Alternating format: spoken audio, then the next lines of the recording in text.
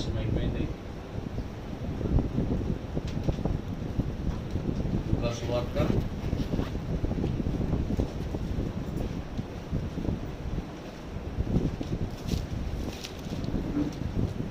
3వ అధ్యాయము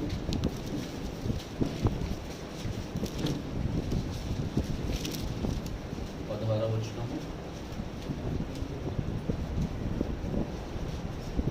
చదువుతున్నాను. యోహాను, నేను నీళ్లలో మీకు బాప్తిసం ఇచ్చుచున్నాను, అయితే నాకంటే శక్తిమంతుడొకడు వచ్చుచున్నాడు, ఆయన చెప్పుల వారును విప్పుటకు నేను పాత్రుడను కాను. ఆయన పరిశుద్ధాత్మలోను అగ్నిలోను మీకు బాప్తిస్మం ఇచ్చును. అదేవిధంగా తిమోతికి రాసిన 2వ పత్రిక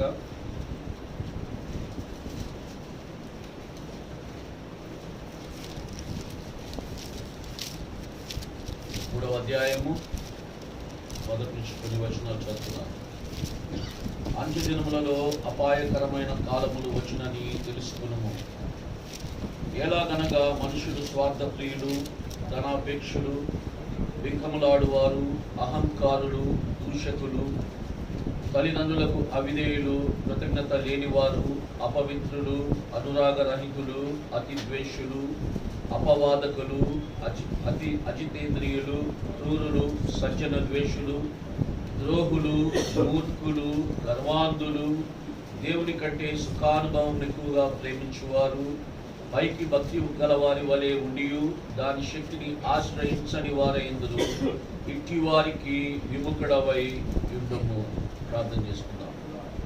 కృపగల దేవా యేసుక్రీస్తు ప్రభువా, నీకు స్తుతులు స్తోత్రములు వందనములు చెల్లించుకొంచున్నాం. ప్రభువా, మహోన్నతుడు అయిన దేవుడు, ప్రభువా నా దేవా, సజీవుడు అయిన దేవుడు, ప్రభువా నా దేవా, మా మధ్యకు ప్రభువా ఈ సమయంలో దిగి వచ్చి ఉన్న దేవుడు అని మేము నమ్ముచున్నాం.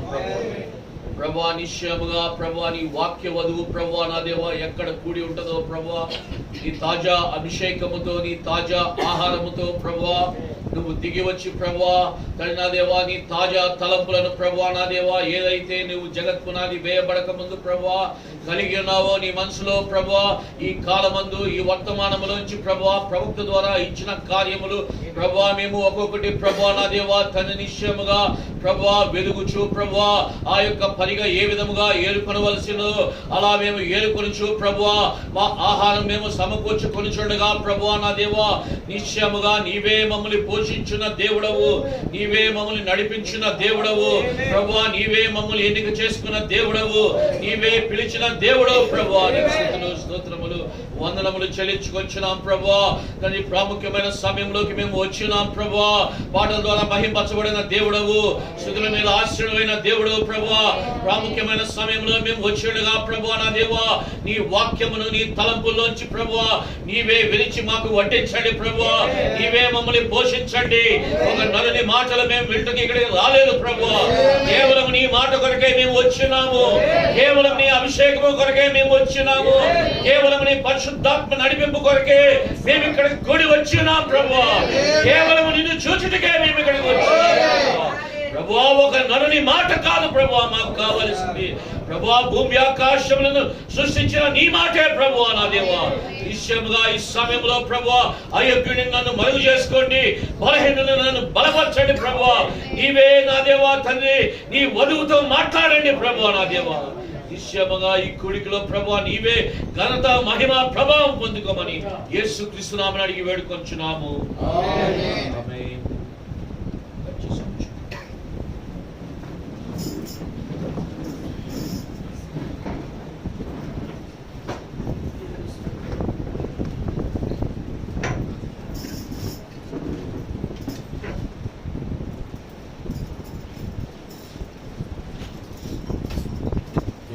కలుగును గాక.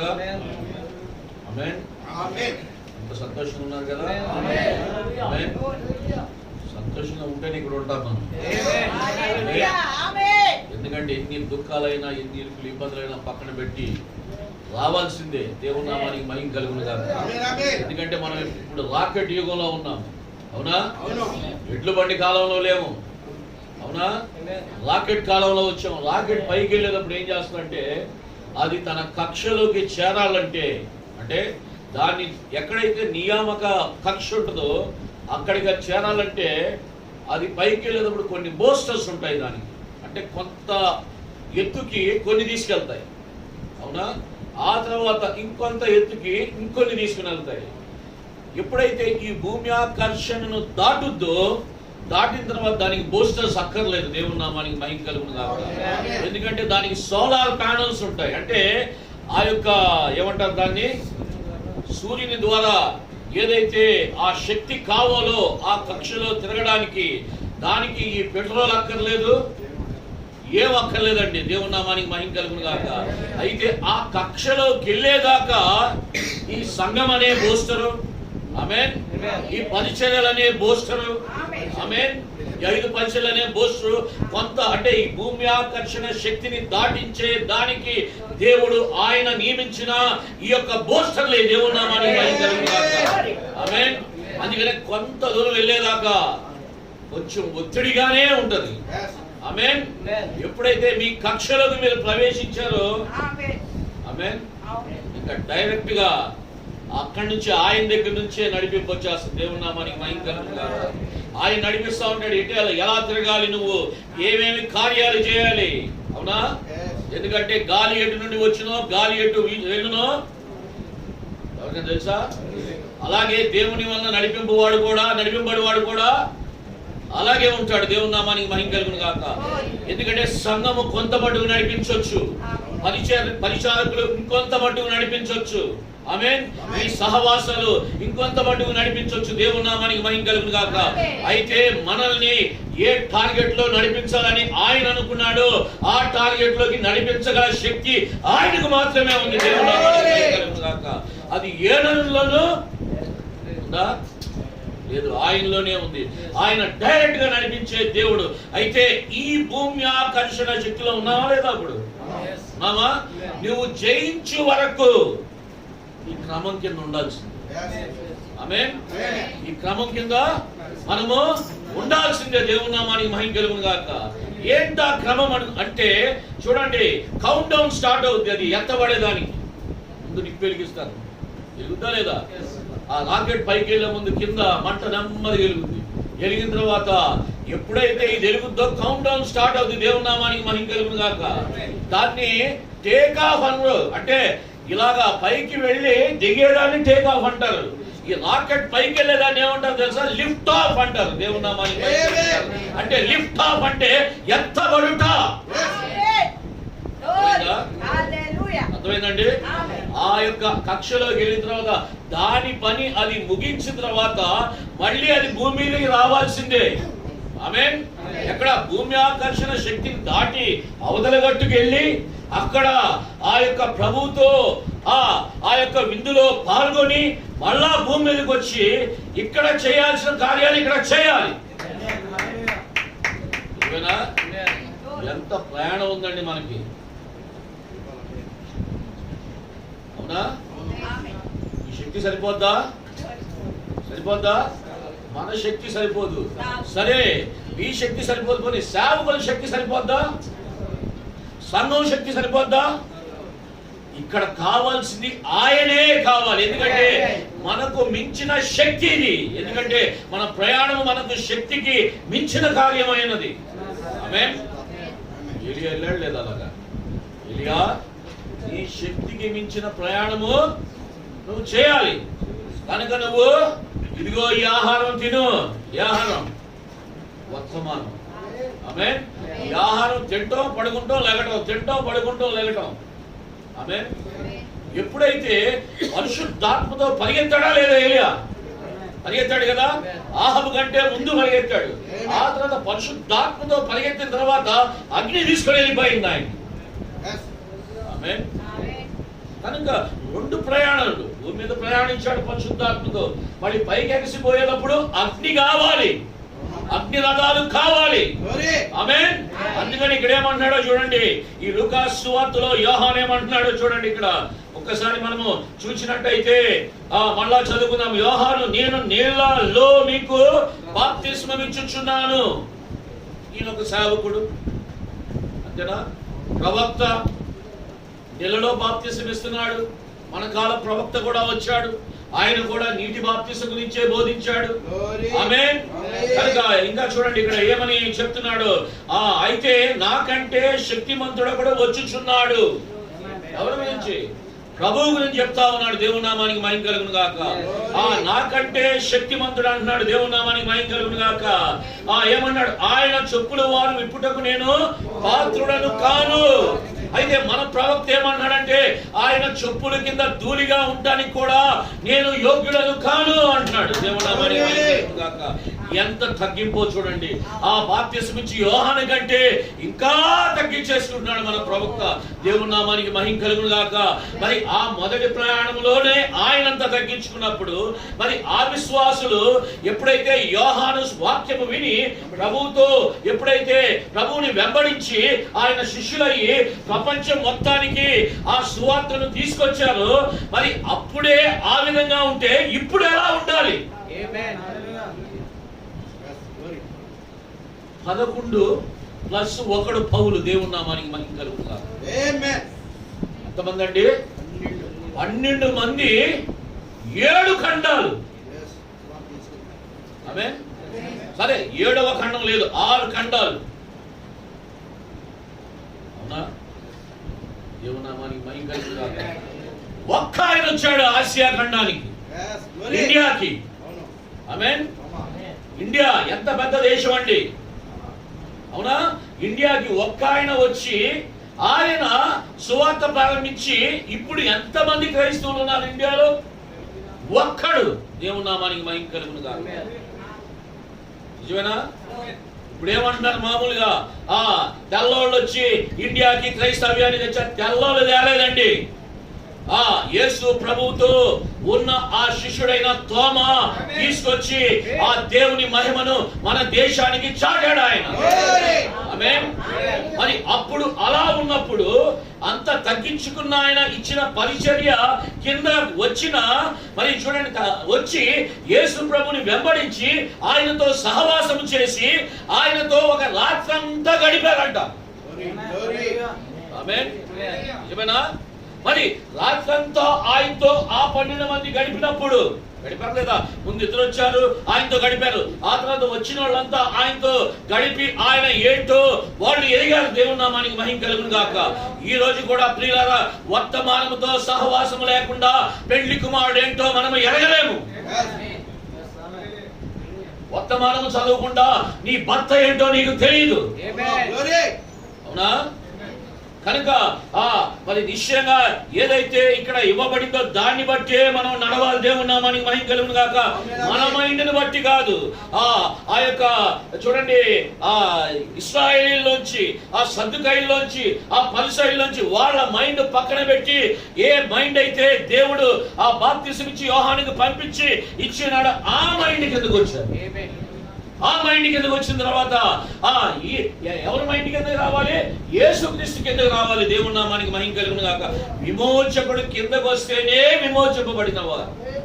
అవునా? కనుక చూడండి, అటువంటి గొప్ప అద్భుతమైన ఆ యొక్క సమయాన్ని వాళ్ళు అక్కడ కలిగి ఉన్నారు. ఏమన్నాడు ఆయన?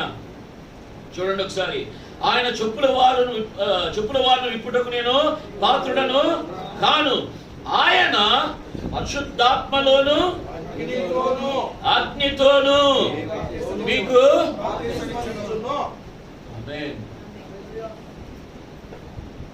ఇప్పుడు దాకా మనం ఏమిన్నామండి?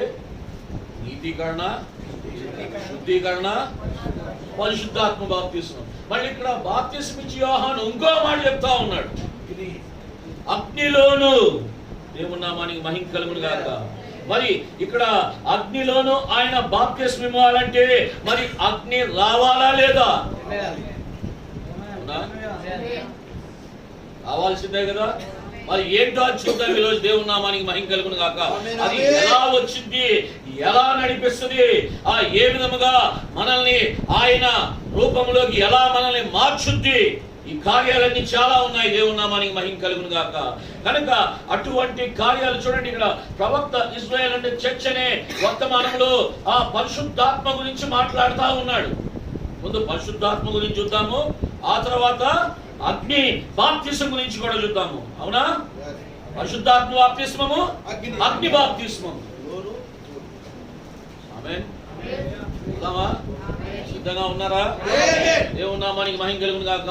1953లో ప్రవక్త ఏమని చెప్తున్నాడు? ఇశ్రాయేల్ మరియు సంఘము అనే ఆ వర్తమానంలో 146వ పేరాలో అసలు పరిశుద్ధాత్మ అంటే ఏంటి? పరిశుద్ధాత్మ అంటే ఏంటి? ఈరోజు మనము ఆ బాప్తిసం అంటే యేసుక్రీస్తు నామములో బాప్తిసమము అంటాం, చెప్పేస్తున్నాం కదా. అసలు బాప్తిసం ఎందుకు తీసుకుంటున్నాం అంటే ఏం చెప్తున్నాం? ఫస్ట్ క్వశ్చన్ అన్నమాట. ఒక వ్యక్తి వచ్చి మనల్ని నువ్వు బాప్తిసం ఎందుకు తీసుకుంటున్నావు అని అడిగితే నువ్వు ఏమి చెప్పగలుగుతావు? పాస్టర్ గారు చెప్పారండి, నేను బాప్తిసం తీసుకున్నానండి. ఓ బ్రదర్ వాక్యం చెప్పాడండి, నేను బాప్తిసం తీసుకున్నానండి. మంత్రాలు కాదు, ఒక మంత్రమే గానే నెత్తి మీద అలా పెట్టించుకొని నోట్లో నీళ్లు పోసుకొని పోవడానికి. ఇది అర్థం కాని భాష కూడా కాదు బాప్తిసం అంటే. బాప్తిసం అంటే ఏంటండి?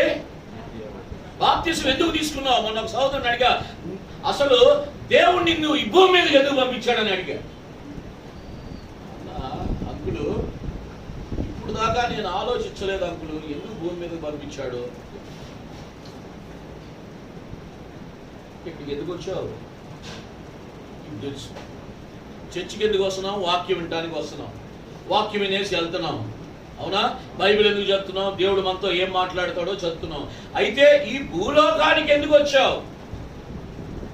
ప్రశ్న మిమ్మల్ని మీరు వేసుకోవాలి. ఆమేన్. ఎందుకు వచ్చావు అనేది ఈ ప్రశ్న నువ్వు వేసుకుంటే నువ్వు ఎక్కడి నుంచి వచ్చావు నీకు అర్థం అవుతుంది. ఆమేన్. నువ్వు ఎక్కడి నుంచి వచ్చి ఎక్కడికి వెళ్తావు కూడా నీకు అర్థం అవుతుంది. అందుకనే ప్రభు ఏమన్నాడంటే ఆయన ఎక్కడి నుంచి వచ్చాడు, ఎందుకు వచ్చాడు, ఏ పని చేయడానికి వచ్చాడు, ఆయన ఆ పని చేసి వెళ్తాడని ఆయన ఎరిగి ఉన్నాడు. కాబట్టి నేను దేవుని యొద్ద నుండి వచ్చి ఉన్నాను, దేవుని యొద్దకే వెళ్తున్నాను అన్నాడు. ఆయన ఎంతో కాన్ఫిడెంట్ గా చెప్తా ఉన్నాడు. ఆ కాన్ఫిడెన్స్ ఆయన శరీరమైన ఆయన వధువైన మనకుందా? ఈరోజు మీకు అన్ని ప్రశ్నలు వేసి వెళ్తాను.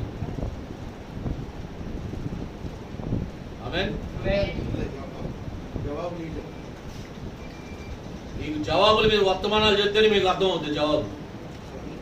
దేవుని నామానికి మహిమ కలుగును గాక. ఆమేన్. కనుక చూడండి, ఎప్పుడైతే ఆ ప్రవక్త ఏమని చెప్తా ఉన్నాడంటే ఈ యొక్క బాప్తిస్మం గురించి ఆయన మొట్టమొదటిగా బోధించినప్పుడు ఈ బాప్తిస్మము ఎక్కడా లేదే. 1700 సంవత్సరాల నుంచి బైబిల్లోకి వెళ్ళాడు. సంఘం వైపు పెట్టల మైండ్ బైబిల్లో పెట్టాడు ప్రవక్త. దేవుని నామానికి మహిమ కలుగును గాక. ఆమేన్. సంఘము వాక్యముతో నిలబడినప్పుడు వాక్యము సంఘము, సంఘము వాక్యముతో నిలబడినప్పుడు వాక్యము సంఘము కాదు. విశ్వాసి వాక్యముతో నిలబడినప్పుడు వాక్యము విశ్వాసి. నువ్వు సంఘములోకి వచ్చిన వాక్యముతో నిలవబడకుండా, వాక్యముతో ఏకీభవించకుండా, వాక్యానికి లోబడకుండా ఉంటే నువ్వు లోపడున్నా బయట ఉన్నావు ఒకటే. సంఘ విశ్వాసం దొంగ విశ్వాసం. You are your own judgment carrier. నీ తీర్పుని మోసుకుపోతున్న ఆ యొక్క తీర్పు సింహాసనము నీవే అయి ఉన్నావు. ఆమేన్. నువ్వు కృపా సింహాసనముగా ఉండగోతున్నావా, వాక్యానికి లోబడతావు. నువ్వు తీర్పు సింహాసనముగా ఉండగోతున్నావా, వాక్యముకి లోబడకుండా నీ మైండ్కి నువ్వు బానిస అవుతావు. చూడండి, అన్ని మన చేతుల్లోనే పెట్టాడు ఆయన. దేవుని నామానికి మహిమ. కనుక ఈ బాప్తిసం ఎందుకు తీసుకున్నావు అని అడగానే ఏమీ చెప్పలేము. మళ్ళీ వెనకొచ్చా, ఏమీ చెప్పలేని పరిస్థితి. పాస్టర్ గారు చెప్పారు అందుకనే బాప్తిసం తీసుకున్నానంటే కుదరదండి. ఇక్కడ పాస్టర్ అక్కడ పేతురు అడుగుతాడు, నువ్వు ఎందుకు బాప్తిసం తీసుకున్నావు? చాలా మంది బాప్తిసాలు తీసేసుకున్నారు సరైన పశ్చాత్తాపం లేకుండా, సరైన మారు మనసు లేకుండా.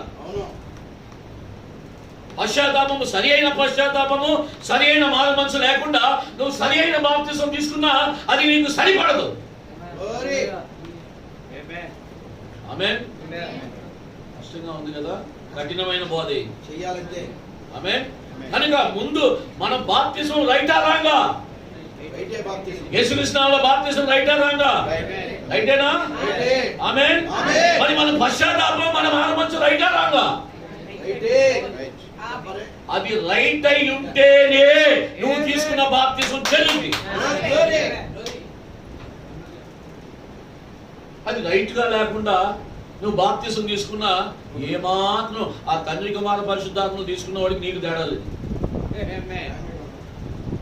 నీ పశ్చాత్తాపము, నీ మారు మనస్సు సరి అయింది ఉండాలి. దేవుని నామానికి మహిమ కలుగుగాక.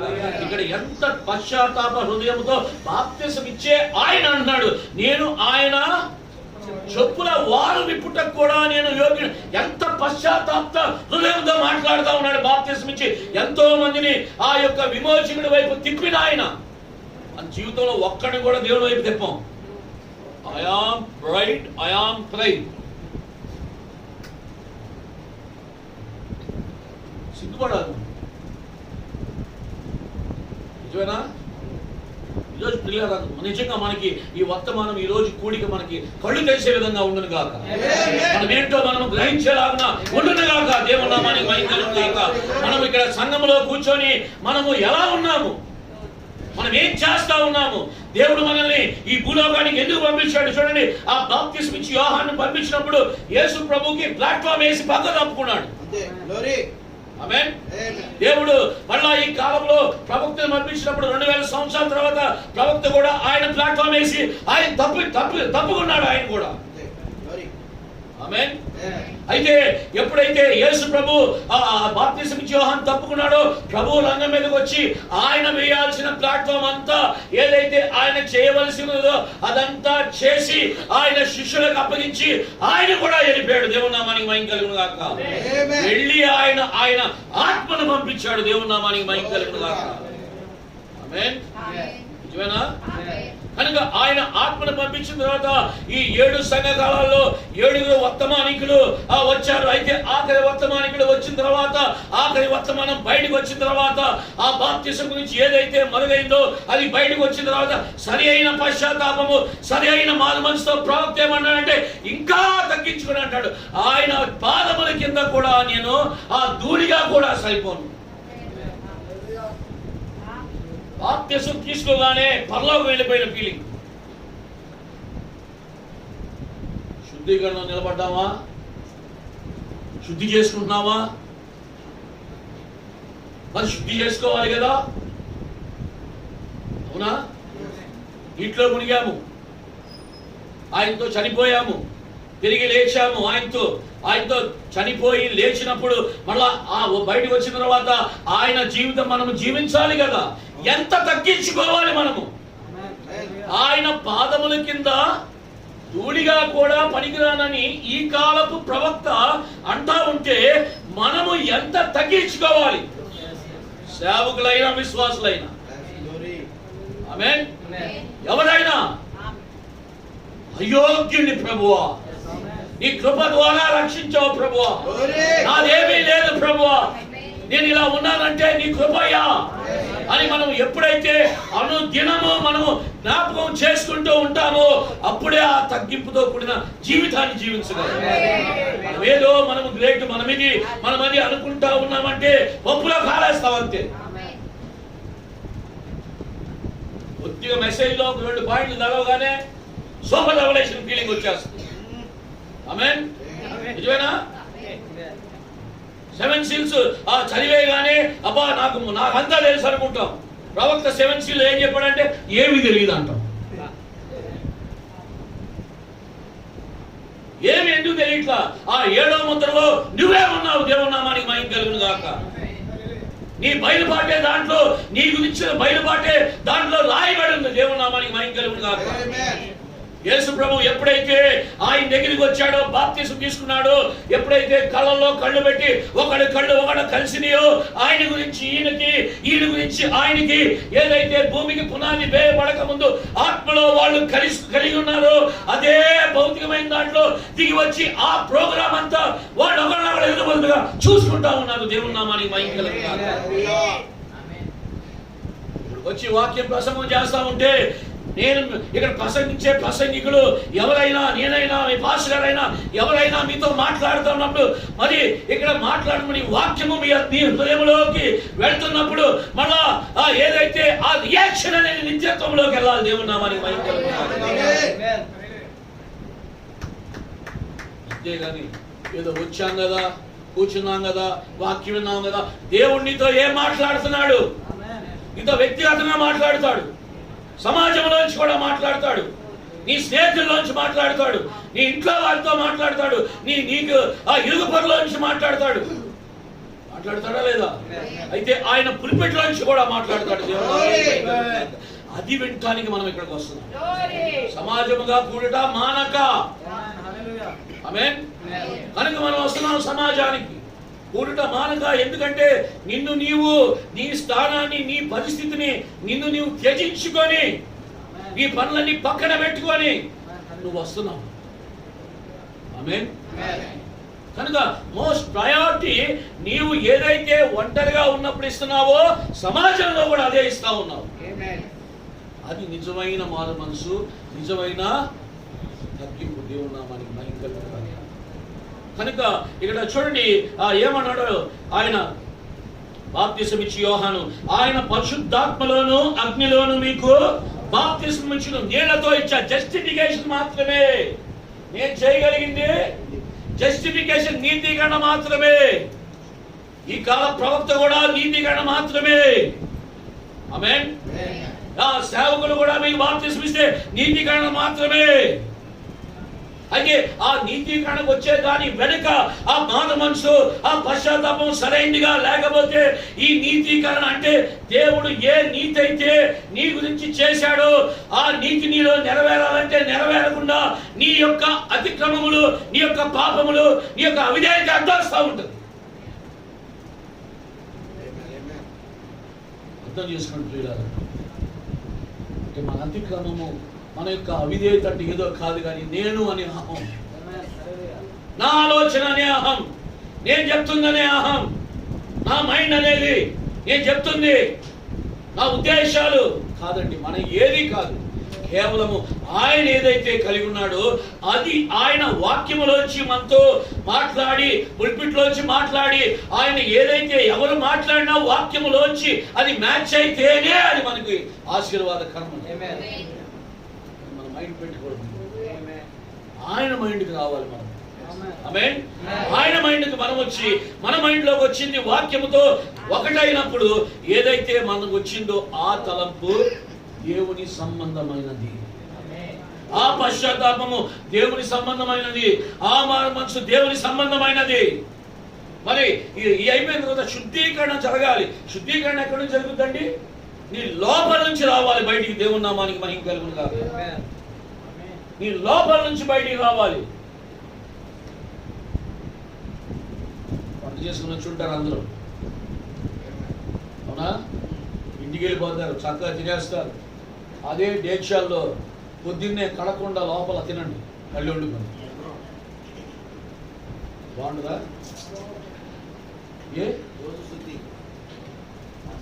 పొద్దున్నే లెగ్గానే ఒక బట్టలు తీసుకుని వెళ్ళిపోతుంది తినేది డాబా మీద. పొద్దున్నే లేగానే కిచెన్లోకి వెళ్ళిపోయి అంట్లో. ఎందుకు? దిన ప్రారంభములోనే శుద్ధీకరణ ప్రారంభిస్తావు ఈ గృహాన్ని. ఆమేన్. నిజమేనా? పొద్దున్నే లెగ్గానే మనల్ని మనం పరిశుభ్రపరుచుకుంటాం. పాసి పళ్ళతో తినేవేమి, స్నానం చేయకుండా ఉతికిన బట్టలు వేసుకోవు. ఈ శుద్ధీకరణ ఎవరైనా నేర్పించారా నీకు? లేదు. స్వభావ సిద్ధమైంది. దేవుని నామానికి మహిమ కలుగును గాక.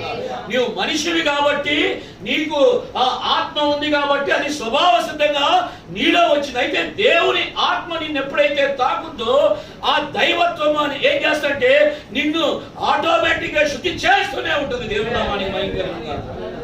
ఇంకొకరు చెప్పక్కర్లేదండి, ఇలా ఉండు, అలా ఉండు, ఇలా ఉండని. వర్తమానం చెప్తావు, బైబిల్ చెప్తావు. వర్తమానం ఏం చెప్తుందో, బైబిల్ ఏం చెప్తుందో దాన్ని బట్టి ఎవ్రీ డే నీ రొటీన్ ప్రాసెస్ స్టార్ట్ అయిపోద్ది. దేవుని నామానికి మహిమ కలుగును గాక. ఆమేన్. పొల్లుదొంగ చెప్తారా? పిల్లోడు అనుకో, ఆడు పొల్లుదొంగకుండా ఉన్నాడు. లెగరా, పొల్లుదామరా, అరే లెగరా, స్నానం చేయరా. ఆయన వరుడు బాల్య వివాహం చేసుకోడండి. అర్థం చేసుకుంటున్నారా? ఆయన బాల్య వివాహం చేసుకోడు, చిన్నపిల్లల్ని చేసుకోడు. ఆయన ఎదిగిన స్త్రీ, ఎదిగిన కన్యక, దేవుని నామానికి మహిమ కలుగును గాక. ఎదిగిన కన్యకని అంత సంపూర్ణత కలిగిన ఆ యొక్క మచ్చ, మడత, డాగు, కళంకం లేకుండా తన స్థానంలో తను నిలబడి ఏ విధముగా వాక్యము కోసము తను అప్పగించుంటారో, ఆయన ఎలా అప్పగించుకున్నాడు, ఆయనకి అలాగే ఆ మైండ్ సెట్ తోనే అప్పగించుకునే ఆమెను చేసుకుంటాడు. ఆమె చెప్పక్కర్లా, నువ్వు బైబిల్ చదువు, నువ్వు ప్రార్థన చేయి, మెసేజ్ బుక్ చదువు. It is your habit. అది నీకు ఆనవాయితీగా, అలవాటు చొప్పున. ఆయన ఆనవాయితీగా ఒలీవల పండుగ వెళ్ళేవాడు ప్రార్థన చేస్తానికి. ఆనవాయితీగా అలవాటు చొప్పున ఆయన సమాజ మందిరానికి వెళ్ళేవాడు ఆ వాక్యం చెప్తానికి. అవునా? నిజమేనా? ఆనవాయితీ అది. అలాగే నీలో కూడా శుద్ధి చేసుకోవడము, ఏదైనా చెడు మైండ్ లో వచ్చిందంటే దాన్ని శుద్ధి చేసుకోవడం అనేది నీలో ఆటోమేటిక్ గా లోపల నుంచి స్టార్ట్ అయిపోద్ది. దేవుని నామానికి మహిమ. ఎప్పుడైతే అలా స్టార్ట్ అవుద్దో, అయ్యా నేను మంచోడి కాదయ్యా, నువ్వు మంచోడి, అయ్యా నువ్వు నన్ను బాగు చేస్తున్నావయ్యా, నీ వాక్యం నన్ను మారుస్తుందయ్యా, నీ వాక్యం నన్ను సరి చేస్తుందయ్యా. ఆమేన్. దేవుని నామానికి మహిమ కలుగును గాక. ఎందుకంటే మన మైండ్ అనేది మనల్ని మోసం చేసేది. ఎందుకో తెలిసిన ప్రవక్త మాట చెప్తున్నాడు, సాతాను మైండ్ తీసుకున్నాడంట, దేవుడు హార్ట్ తీసుకున్నాడు. దేవుడు ఏం తీసుకున్నాడు? హృదయాన్ని తీసుకున్నాడు. సాతాను ఏం తీసుకున్నాడు? మైండ్ తీసుకున్నాడు. కనుక నీ మైండ్ కి నీ హార్ట్ కి మధ్యలో జరిగే ఈ పోరాటం ఇక్కడ కాదు, పరలోకంలోనే ప్రారంభమైంది. దేవుని నామానికి మహిమ కలుగును గాక. ఆ యొక్క ఉన్నత స్థలాల్లో, ఆ హెవెన్లీ ప్లేసెస్ లోనే ఈ యొక్క పోరాటం ప్రారంభమైంది. కాబట్టి దేవుడు ఏం చేస్తున్నాడు? ఎలాగ నిన్ను జాగ్రత్తగా తీసుకొని రావాలి మళ్ళీ. ఆమేన్. ఏ విధంగా తీసుకొస్తేనే కానీ డ్యామేజ్ కాకుండా నీవు మళ్ళా ఆ స్థానంలోకి రాగలవు. దేవుని నామానికి మహిమ కలుగును గాక. పెడా పెడా తెచ్చి లెక్క పట్టుకొని ఈడ్చుకొచ్చేస్తే ఈ చిన్నపిల్లలకి ఏమవుతుందండి? నీతిగణకు రాకముందు చిన్నపిల్లాడువే, ఒక్కసారి నీతిగణకు వచ్చి పశ్చాత్తాపడి మారు మనసు పొంది బాప్తిసం తీసుకున్న తర్వాత నీలో ఎదుగుదల స్టార్ట్ అయిపోతుంది. దేవుని నామానికి మహిమ కలుగును గాక. అప్పుడు ఎదుగుతా ఉన్నప్పుడు ఇంకా ఎలా ఎదుగుతావు? నీలో మార్పులు వస్తా ఉన్నప్పుడు ఆ లోపల ఆ శుద్ధీకరణ ఏం చేస్తే, నేను ఈ విధంగా జీవించాలి, ఇదిగో నేను జడలు వేసుకోకూడదు, నేను ప్యాంట్లు వేసుకోకూడదు, నేను పంజాబీ డ్రెస్లు వేసుకోకూడదు, నేను బంగారం వేసుకోకూడదు, నేను ఎత్తు జబ్బులు వేసుకోకూడదు. వధువు ఏ విధముగా ప్రవక్తకి దేవుడు చూపించాడో ఆ విధముగా నేను ఉండాలి. శుద్ధీకరణ ఇంకోటి ఉందండి, ఇది నీ భౌతికమైన శుద్ధీకరణే, అంతరంగ శుద్ధీకరణ కూడా ఉంది. దేవుని నామానికి మహిమ కలుగును గాక. కడుపులోకి వెళ్ళే అంత నోట్లోంచి మిమ్మల్ని ఏమన్నా పాడు చేయమంటుంది బైబిల్. లోన్ నుంచి వచ్చేయే అక్క, ఆయన ఇలాగక్క, ఈ భర్తను డౌన్ గ్రేడ్ చేసావంటే నువ్వు అసలు అవ్వకంటే దారుణమైన స్థితిలో ఉన్నావు. ఎందుకంటే నలుడు దేవుని పోలిక, అందులో తీయబడ్డావు. అవ్వేం చేసిందా? అక్కడ డౌన్ గ్రేడ్ చేసిందా లేదా? చేసిందా? అలాగని భర్తని కానీ ఒక్క మాట నువ్వు అన్నావంటే పోల్చి వల్ల తీసావంటే దేవుడు నేను ఏం చేస్తాడంటే వెంటనే తీసి పక్కన పడేస్తాడు. అదృశ్యుడైన దేవుడు క్రీస్తుగా దృశ్య రూపంలోకి వచ్చాడు. ఆమేన్. అలాగే ఆ అదృశ్యుడైన క్రీస్తు సమాజానికి కాపరిగా దృశ్య రూపంలోకి వచ్చాడు. దేవుని నామానికి మహిమ కలుగును గాక. ఆమేన్. ఇది ఆత్మ సంబంధముగా. అయితే భౌతిక సంబంధముగా నీ ఇంటి యజమాని ఆ దృశ్య రూపంలోకి వచ్చిన క్రీస్తు అయి ఉన్నాడు నీ ఇంటికి. ఆమేన్. అదర్స్ హ్యాపీగా ఫీల్ అయిపోతారు. మంచి సపోర్ట్ దొరికింది ఈరోజు, మంచి సపోర్ట్ దొరికింది. ఆమేన్. అయితే ఇక్కడ ఆ కాలపు ఆ ఇశ్రాయేల్ నుంచి వధువును తీయాలని వచ్చిన ఆ పరిశుద్ధుడైన యోహాను ఎలా తగ్గించుకున్నాడంటే చెప్పులు వాళ్ళు విప్పుతారు.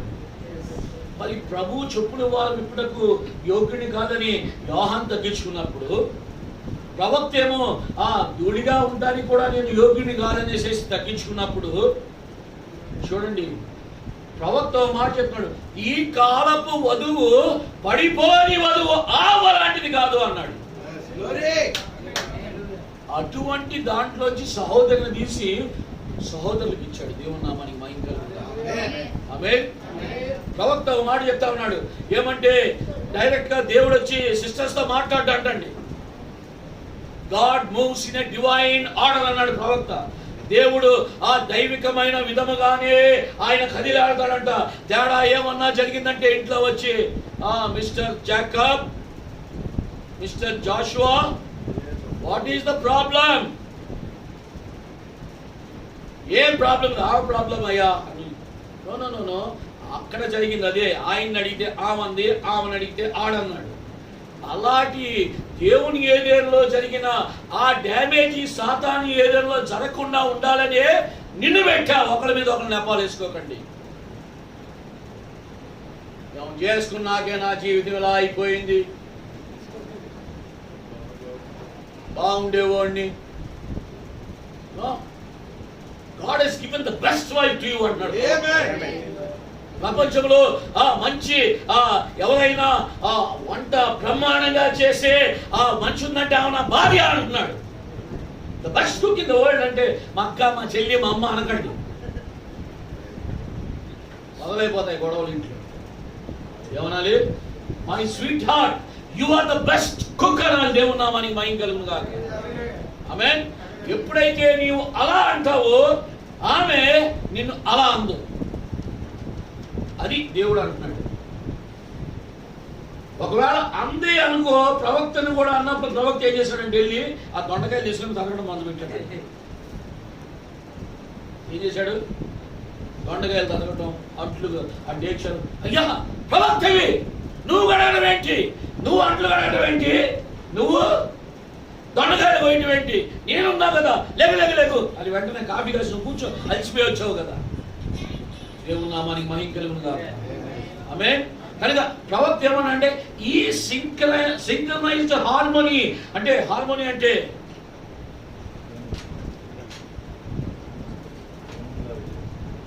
సమన్వయత్వం, సంఘీభావము. సంఘీభావం అంటే సంఘానికి సంబంధించినది. అయితే ఈ సమన్వయత్వం అంటే ఒకరితో ఒకడు ఏకీభవించుకునే విధానము. నువ్వు వాక్యంతో ఏకీపిస్తే నీ భార్యతో ఏకీపిస్తావు, నువ్వు వాక్యంతో ఏకీపిస్తే నీ భర్తతో ఏకీపిస్తావు. సింపుల్ లాజిక్, ఇందులో ఏమీ లేదు. ఆమేన్. ఫైనల్ గా ఏది డామినేట్ చేస్తుందో మనల్ని? వాక్యము. దేవుని నామానికి మహిమ కలుగును గాక. ఎప్పుడైతే యోహాను వాక్యము డామినేట్ చేసిందో వెంటనే తగ్గించేసుకున్నాడు. ఇక్కడ కూడా సంఘములో ఏంటి, కుటుంబాల్లో కూడా ఏంటి, ఎప్పుడైతే వాక్యము డామినేట్ చేస్తే మనం కూడా తగ్గించుకుంటాం. దేవుని నామానికి మహిమ కలుగును గాక. సమస్యలు వస్తాయా? సమస్యలు రావు. ఈ యొక్క డామినేషన్ ఎక్కడ ప్రారంభమైందంటే చూద్దామా? దేవుని నామానికి మహిమ కలుగును గాక.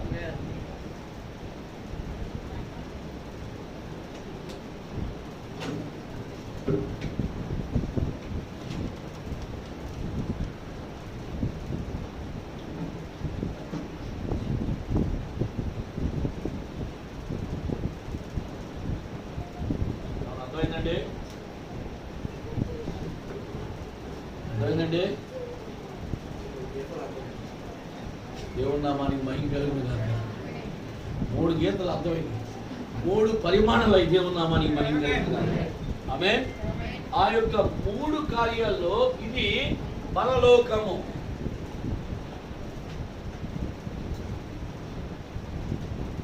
ఇది ఆకాశము, ఇది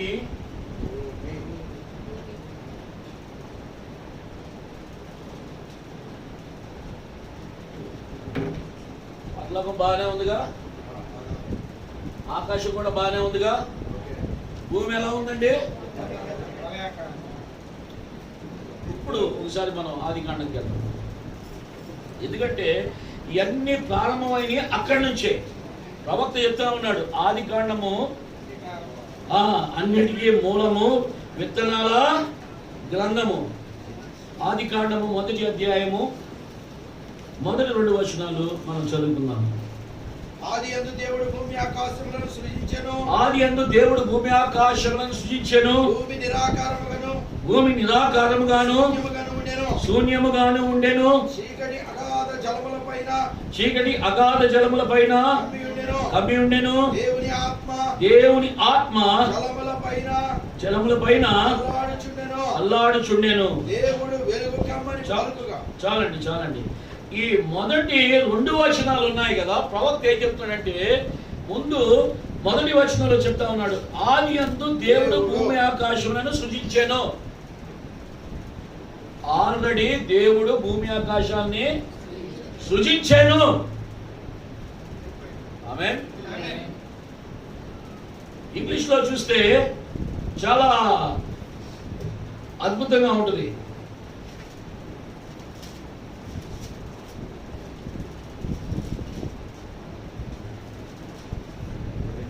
In the beginning, God created the heaven and earth. And the earth was without form and void, and the darkness was upon the face of the deep. And the Spirit of God moved upon the face of the waters. కనుక ఇక్కడ చూసినప్పుడు ఆదియందు దేవుడు భూమిని ఆకాశాన్ని, అంటే ఆ haven అంటే పరలోకము, ఆమేన్, పరలోకాన్ని సృజించేశాడు. పరలోకము, ఆకాశము, ఈ 7 ఆకాశాలు ఉన్నాయి కదా. కనుక ఎప్పుడైతే మనకు కనబడుతుంది ఏంటంటే ఇది, ఆమేన్. అయితే మనము నిశ్చయత కలిగి ఉంది ఏంటంటే ఇది, ఆమేన్. మనకు భౌతికంగా కనబడుతుంది ఇది, విశ్వాసంతో చూస్తుంది ఇది, ఆమేన్. అయితే మనం ఉంది ఎక్కడ? ఇక్కడే. ఏమన్నా పర్ఫెక్షన్ ఉందా? ఇలాగ పరలోకంలో ఉన్న పర్ఫెక్షన్, ఆకాశంలో దేవుడు ఆ నక్షత్ర మండలాన్ని చేసినప్పుడు అవి పర్ఫెక్ట్ గా ఉన్నాయా లేదా? ఏమన్నా తప్పు ఉన్నాయా? పక్కగా ఎప్పుడు ఏ టైంకి ఏ నక్షత్రం రావాలో అది వస్తుంది. అక్కడ ఆకాశపు ఆ యొక్క ప్రణాళిక ఏదైతే ఆయన రాసి పెట్టాడో అవి వాటి క్రమం తప్పకుండా అవి పనిచేస్తూనే ఉన్నాయి, ఆమేన్. అయితే ఈ కిందకు వచ్చేసరికి నిరాకారముగాను శూన్యముగాను తయారైంది. ప్రవక్త చెప్తా ఉన్నాడు, సైంటిస్టులకి తల పగిలిపోయింది. ఏంటి, కొన్ని మిలియన్ సంవత్సరాలు భూమికి అంటున్నారు, మళ్ళీ 6000 BC అంటున్నారు. అంటే 6000 సంవత్సరాలు, ఇప్పుడు దాకా 6020 సంవత్సరాలు, అంతేనా? 6021వ సంవత్సరంలో మనం ఉన్నాం. ఇప్పుడు కొంతమంది జ్ఞానం ఎక్కువైపోయి ఒక సంవత్సరము 1000 దినము 1000 సంవత్సరాలు అనుకొని 6000 సంవత్సరాలు అయిపోయింది, 6 రోజులు అయిపోయినాయి. 7వ రోజు విశ్రాంతి దినము, మనము 7వ రోజు మిలీనియము. అబ్బా, ఏమి జ్ఞానం నాయనా నీకు! ఇక్కడ నిరాకారంగానూ శూన్యంగానే ఉంది ఇంకా బతుకులు. అయితే వాక్యం ఎప్పుడైతే వస్తుందో చూద్దాం, అవన్నీ ముందు కార్యాలు చూద్దాం మనము. కనుక ఇక్కడ ఆ భూమి, ఆయన ఆదియందు భూమి ఆకాశములు సృజించెను. అయితే ఏమనంటే భూమి మాత్రమే నిరాకారము శూన్యముగా ఉంది. ఆ యొక్క హెవెన్, ఆ పరలోకములో నిరాకారము శూన్యమైంది ఏది లేదండి. దేవుని నామానికి మహిమ కలుగును గాక. సో ఆ డిఫరెన్స్ ఏం జరిగింది అక్కడ? హెవెన్ లో డిస్టర్బెన్స్ పోరాటం అక్కడ స్టార్ట్ అయింది. అయితే దాని యొక్క రిజల్ట్ కింద జరిగింది. దేవుని నామానికి మహిమ కలుగును గాక. అవునా? కనుక చూడండి, ఇక్కడ పరలోకంలో ఆయన ఉన్నాడు, ఆమేన్. దేవదూతలు ఉన్నాయి, ఆమేన్. పరలోకంలో ఉంది దేవుడైనా, పరిశుద్ధాత్ముడైనా, ప్రభువైనా, ఆయనే ఉన్నాడు కదా. ఆయన ఉండి ఆయన పరిశుద్ధాత్ముడైన వాడు ఆయనే. ఆయన ఆత్మే పరిశుద్ధమైంది, ఆయనే పరిశుద్ధాత్ముడు. అర్థం చేసుకోండి, దేవుడు పరిశుద్ధాత్ముడు, పరిశుద్ధాత్మ దేవుడు ఆయనే, ఆమేన్. కనుక ఆయన అక్కడ ఉన్నప్పుడు ఆ పరిశుద్ధతకి ఏ మాత్రము కొదువు లేదండి. దేవుని నామానికి మహిమ కలుగును గాక. ఆమేన్. ఆయన ప్రోగ్రామ్ లో ఆయన మైండ్ లో కలిగి ఉన్న దాన్ని, ఆయన ఫిక్స్ చేసుకున్న దాన్ని ఎవడు డిస్టర్బ్ చేయలేరు. ఆమేన్. డిస్టర్బ్ అవ్వాల్సింది కూడా ఎవరో బాగు చేయలేరు. అర్థం చేసుకోండి. ఒకే దేవుడు. ఒక ఆయన అడుగుతా ఉన్నాడు దేవుళ్ళకి రాకముందు, నేను సహోదరుడు సునీల్ మాట్లాడుకుంటా ఉండేవాడు, దెయ్యాన్ని చేసింది ఎవరు అని. సాతాన్ని చేసింది, లూసిఫర్ చేసింది ఎవరు? దేవుడే కదా. వర్తమానంలోకి రాకముందే ఈ మైండ్ ఉండేది. అడిగితే మేము దేవుడే చేశాడంటే మా మీద తిరగబడేవాడు. క్రిస్టియన్ ఫ్రెండ్స్ ఉండేవాడు. ఏరా నువ్వేం మాట్లాడుతున్నావు? దేవుడు చేయగలిగింది సైతాన్ని. ఆయన పరిశుద్ధుడు, ఆయన నీతిమంతుడు. సాతాను పరిశుద్ధుడు కాదు, ఆడు దురాత్మ. సాతానులో నీతి లేదు, అంతా అవినీతే. అయితే వాక్యం ఏం చెప్తా ఉందంటే అన్ని ఆయన మూలముగా సృష్టింపబడిను, ఆయన లేకుండా ఏదీ లేదు. కనుక ఆ పరిశుద్ధాత్మ దేవుడే, మన ప్రభువే అక్కడ ఉండి ఆ దేవదూతలన్నీ చేశాడా లేదా? చేసి ఈ భూమి మీదకి పెట్టాడు. ఆయన భూమి ఎలా ఉండిందంటే ఇలాగ వంకర దగ్గరగా లేదండి, సమానంగా ఎలా ఉన్నాయో అలాగే ఉంది మొదట భూమి. ఆమేన్. నిజమేనా? కనుక యెషయా గ్రంథంలో ఏమని చెప్తా ఉన్నాడంటే ఆయన చేసినదేదియో నిరాకారముగాను శూన్యముగాను లేదు.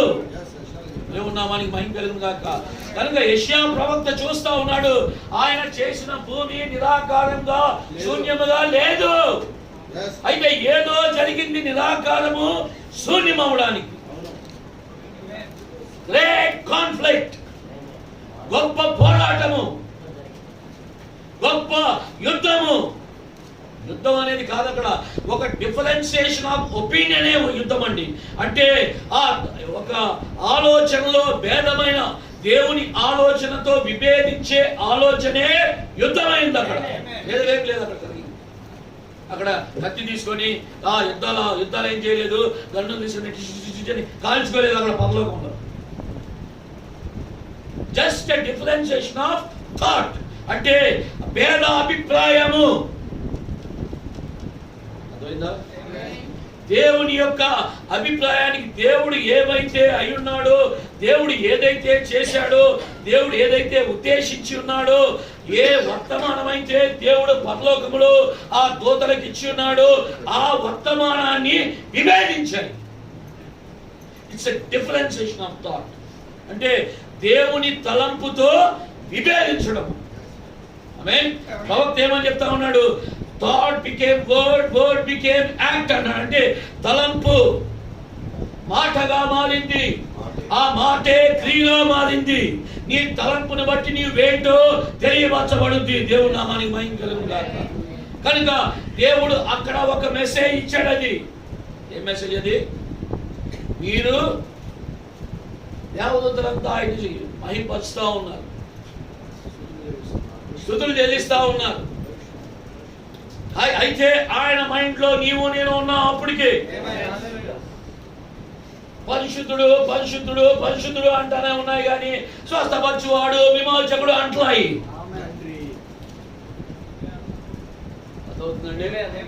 ఆదరించువాడా అంట్లా, ఆదరణకర్త అంట్లా, అయ్యా స్వస్థపరచువాడా అంట్లా, లేవనెత్తువాడా అంట్లా.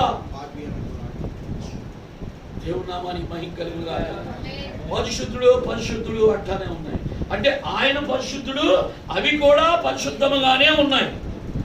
ఎప్పుడు దాకా దేవుడికి మైండ్లోకి వచ్చింది వధువు తక్కువని, ఓకే ఆయన తలంపులో. ఎప్పుడైతే ఆయన మైండ్లోకి వచ్చిందంటే నా భార్య ఎప్పుడైతే వచ్చిందో నాకు పోటీ వారు ఉండాలి, వెంటనే ఆయనే ప్రోగ్రామ్ చేశాడంటే పరిశుద్ధాత్మ దేవుడే ఆ లూసిఫర్ యొక్క ఆలోచనలో ఆయన చిత్తము లేకుండా లూసిఫర్ అలా మారండి. ఎందుకంటే he is the whole controller of whole universe. దేవుని నామానికి మహిమ కలుగును గాక. సమస్తాన్ని నియంత్రించేవాడు ఆయనే. ఆయనకి తెలుసు ఆ లూసిఫర్ ని ఆయన చేసింది ఎప్పుడు వాడు ఎదురు తిరుగుతాడో కూడా, ఆయన తలంపుతో ఎప్పుడు విభేదిస్తాడో అనేది కూడా ఆయనకి ముందుగానే తెలుసు. అందుకని ఏమంటున్నాడు యూదా ఇస్కరియోతు గురించి, వీడు పుట్టకుండా మేలు అంతేనా అంటున్నాడు. కానీ వీడిని చేయకపోతే విమోచన రాదు కదా, ఆయన మైండ్లో ఉంది అది. దేవుని నామానికి మహిమ కలుగును గాక. నిజమేనా? కనుక చూడండి, ఎందుకంటే దేవుడు ఆయన మనసులో, దేవుని నామానికి మహిమ కలుగును గాక, ఆయన మనసులో, ఆయన హృదయములో మనల్ని పెట్టుకొని ఏ కార్యమైనా ఆయన చేసుకుంటూ వచ్చాడు. దేవుని నామానికి మహిమ కలుగును గాక. ద టాపెస్ట్ ప్రయారిటీ, ఆయనకు విలువైన, ప్రశస్తమైన, మేలిమి, బంగారమైన, ఆయన ప్రియమైన భార్య గురించే ఆయన ఏదైనా చేశాడండి. ఆఖరికి ఆయన ప్రాణాన్ని కూడా పెట్టేశాడు. ఎంత చేశాడండి ఆయన మన కోసం. ఒక్కసారి ఆలోచించారండి. అంత చేసిన దేవదూత చూడండి, ఆ దూతలు మనకి దూతలు కనబడాలి, గాబ్రియేలు కనబడాలి, మికాయేలు కనబడాలి, ఏంజెల్ కనబడాలి. పర్పస్ ఉంటేనే అర్థమైందా? ఆయన పాదముల కింద ధూళికి పనికిరానన్న స్థితికి ప్రవక్త ఉన్నప్పుడు, అంత తగ్గించుకున్నప్పుడు దేవుడు చూశాడు, ఇది లూసిఫర్ క్యారెక్టర్ కాదు, నా హృదయానుసారుడు. దేవుని నామానికి మహిమ కలుగును గాక. నేను దేవుడినై ఉండి మట్టి రూపంలోకి భూలోకానికి వెళ్ళి నేను వారిని విమోచించే ఆ క్యారెక్టర్ ఏదైతే తగ్గించుకునే క్యారెక్టర్ ఉందో, హెబ్రీయులకు రాసిన పత్రిక 5వ అధ్యాయం 8వ వచనంలో 7-8 వచనాల్లో ఉంటుంది. తర్వాత ఇంటికి వెళ్ళి చదువుకుంటుంది. ఆయన మనుష్య కుమారుడై ఉండి ఆయన విధేయత శ్రమల వలన నేర్చుకున్నాడు. దేవుని నామానికి మహిమ కలుగును గాక. ఆమేన్. బాప్తిస్మం ఇచ్చిన యోహాను కూడా 12వ సంవత్సరంలోనూ ఆయన అడవిలోకి వెళ్ళిపోయి ఆ మిడతలు తినాలంటే తేలిక కాదండి. కూరగాయలకి వెళ్ళి మార్కెట్కి వెళ్ళి కూరగాయలు 1 కేజీ టమాటాలు, 1 కేజీ ఆ బియ్యము, కందిపప్పు అన్ని రెడీమేడ్గా స్టాల్లో పెట్టుండు. అక్కడ తేనె తినాలంటే రెడీమేడ్గా ఆ సూపర్ మార్కెట్కి వెళ్ళి ఆ తేనె బాటిల్ కొనుక్కొని ఓపెన్ చేసుకొని ఆ మిడతలన్నీ చక్కగా ప్యాకెట్లో తెచ్చుకొని ఫ్రై చేసుకొని తినేయడానికి లేదు అక్కడ. It was so hard. అడవిలో జంతువులు వేటాడి తినాలంటే ఎంత కష్టమో, ఆ బాప్తిస్మం ఇచ్చి యోహాను తిండి సంపాదించుకోవాలంటే కూడా అంతే కష్టం. ఆమేన్. ప్రవక్త ఒకరోజు అడవిలో ఉన్నాడు, ఆకలేసేస్తా ఉంది. అవునా? ఆయన అడిగాడు, దేవుడు ఏం కావాలో మాట్లాడు. నిజమేనా? ఎప్పుడైతే ఆ 3వ ఈడ్పు రంగం మీదకి ప్రవక్త ఉన్న కాలంలో, ప్రభు ఉన్న కాలంలో వచ్చినంత ముందు లేదు. ఆయన ఆ ఒంటె తోలు కట్టుకున్నాడంటే ఒంటిని చంపిదేనే కదా. ఒంటి చర్మం కావాలి. చూడండి, దేవుని నామానికి మహిమ కలుగును గాక. ఆయన గొర్రె చర్మాలు ఇచ్చాడా లేదా ఆదామావుకి? చంపితేనే కదా. కనుక ప్రియులారా, ఏదో ఒకటి చావాలి, మనం బతకాలంటే. మనకి నిత్య జీవ వస్త్రం కావాలంటే ప్రభువు చావాలి, ఆయన తిరిగి లెగాలి. దేవుని నామానికి మహిమ కలుగును గాక. కనుక చూడండి, ఇక్కడ మనం మళ్ళీ వెనక్కి వెళ్ళిపోదాము. ఆ పరలోక రాజ్యములో ఎప్పుడైతే ఆ భేదాభిప్రాయము జరిగిందో, దేవుడు ఏం చేశాడు? ఒక్క తను తన్నాడు కింద భూమి మీదకి తన్నినప్పుడు అవేం చేసిందంటే ఈ ప్రాంతాన్ని ఆక్రమించేసింది. పైకి వెళ్తానికి నో ఎంట్రీ, ఓన్లీ లూసిఫర్ గాడికి ఒక్కడికే. లేఖనమేనా అది? దేవుని నామానికి మహిమ కలుగును గాక. ఏదన్నా ఉంటే ఈ లూసిఫర్ గాడు మాట్లాడుతూ ఉంటాడు దేవుడి దగ్గరికి వెళ్ళి. వీళ్ళందరూ రిక్వెస్ట్ చేస్తారు, ఇది మాట్లాడు, అది మాట్లాడు, ఇది మాట్లాడు, అది మాట్లాడు. ఆకాశ మండల శక్తులతోనూ. ఆమేన్. కనుక చూడండి, కనుక ఇక్కడ ఉన్నాయి. ఇవేం చేసిన ప్రవక్త వర్తమానంలో చెప్తా ఉన్నాడు. ఈ భూమి మీద అమెరికా అనే ఖండం ఒకటి ఉందంట. దాంట్లో లాస్ ఏంజలీస్ అనే ఒక ప్రాంతం ఉంది. ఏ ప్రాంతం అంటే అది? ఈ లాస్ ఏంజలీస్ ఎక్కడి నుంచి ఎక్కడి దాకా వచ్చిందో చూడండి. దేవుని నామానికి మహిమ కలుగును గాక. లాస్ ఏంజలీస్ అంటే అమెరికా అనుకుంటున్నాం, కానీ దేవుడు ఆ లాస్ ఏంజలీస్ ని ప్రవక్త ఏమని చెప్తాడంటే, angels used to come for visitation. అంటే ఈ బాపట్లలో ఏమున్నాయండి? బాపట్లలో బీచ్ లో రిసార్ట్స్. ఆ రిసార్ట్స్ కి కాల్ వేసుకొని ఫ్యామిలీని తీసుకొని చక్కగా వీకెండ్ లో వెళ్ళి ఎంజాయ్ చేసి వస్తారే ఫ్యామిలీస్. అలాగే పరిశుద్ధుడు అంటే 24/7 ఆ డ్యూటీలు వేసి దేవుడు ఏం చేశాడంటే, ఆ రెస్ట్, ఆ పీరియడ్ లో రెస్ట్ ఉంటాయి కదా, ఆ రెస్ట్ వచ్చిన ఏం చేసి భూమి మీదకి వెళ్ళి మీరు చక్కగా హ్యాపీగా ఎంజాయ్ చేసినట్టు. ఆమేన్. భూమి మీదకి వచ్చంట ఈ లాస్ ఏంజలస్ దగ్గరికే వచ్చాయి. ఈ లాస్ ఏంజలస్ ఏంటది?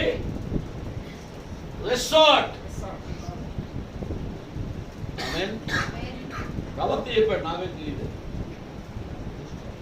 మరి ఈ లాస్ ఏంజలస్ లోకి ఎక్కడైతే నష్టం ప్రారంభమైందో, ఎక్కడైతే డ్యామేజ్ ప్రారంభమైందో, అక్కడి నుంచే, ఆ దేశం నుంచే ఈ కాలపు వధువుని దేవుడు కట్టడం ప్రారంభించాడు. దేవుడు నామానికి మహిమ కలుగును గాక. ఆ యొక్క అమెరికా నుంచి ఆ వర్తమానికుడు పంపించే దేవుడి నామానికి మహిమ కలుగును గాక. చూడండి, దేవుడి ప్రణాళిక ఆయన మైండ్ లో కలిగి ఉంటాడు. ఎవరికి చెప్పాల్సిన అవసరం లేదు. అయితే ఆయన ప్రవక్తలకే తెలియజేస్తాం. ఆమేన్. కనుక చూడండి, ఈ యొక్క లాస్ ఏంజలస్ ఎలా ఉంది ఆ టైంలో, చక్కగా ఏమాత్రం నిరాకారంగా శూన్యంగా లేకుండా ఆ పైన ఎలా ఉందో అలాగే ఉంది, హ్యాపీగా.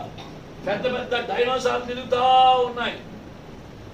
పెద్ద పెద్ద రాక్షస ఏమంటారు, రాక్షస బల్లులు ఆకాశంలో ఎగిరేయి, రకరకాలైన ఆ జంతువులు, ఆ మొదటి క్రియేషన్ లో ఆయన చేసిన ఎన్నో ఉన్నాయి అక్కడ.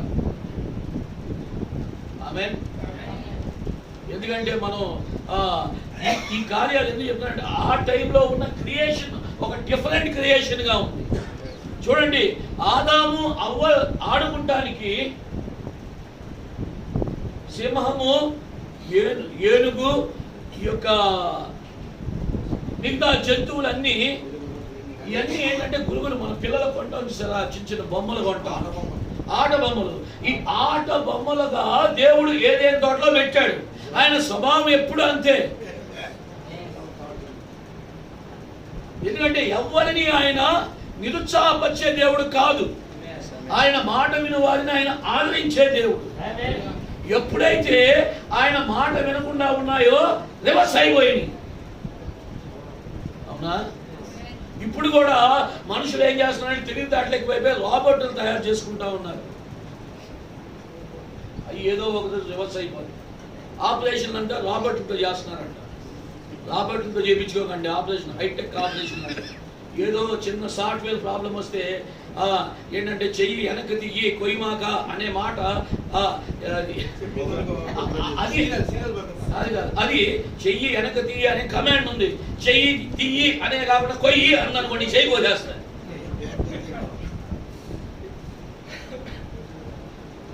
సైంటిస్టులు ఇప్పుడు మహా తెలివితేటలు ఎక్కువైపోయి ప్రవక్త ఏమంటున్నాడు, దేవా నీవు గొప్ప డాక్టర్లు ఇచ్చావు, మరణానికి జీవానికి మధ్యలో వాళ్ళని పెట్టావు, అందుని బట్టి నీకు స్తుతులు స్తోత్రములు ప్రభువా అని ప్రవక్త అంటా ఉంటే, ఈ మేధావులంతా ఏం చేస్తున్నారు, దెయ్యం డాక్టర్లు రోబోట్స్ కావాలంట. జపాన్ అంతా ఇంట్లో రోబోట్ వంట చేయాలి, రోబోట్ దీక్ష తీసుకుని రావాలి, రోబోట్ ఊడవాలి.